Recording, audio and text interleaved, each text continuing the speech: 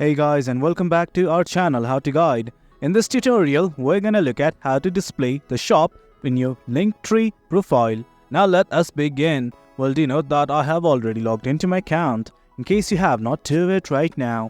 Now as you can see, the shop button is not being shown here. Right now I just want to display it. Well, it's quite easy. To do that, use this tab to go to settings. At the left side of the screen, just below analytics, you will see a button like this called as settings. Click on it right now.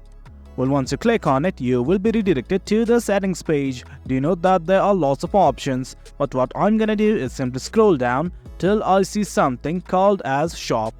Well, right here, this is the shop tab, and just below it, you can see a button like this that says display shop. Simply toggle on this button right here. And guys, as you can see, the shop button is being displayed in my Linktree profile.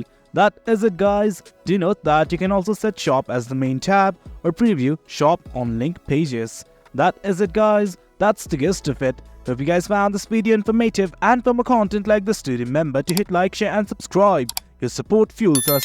Until next time, thank you.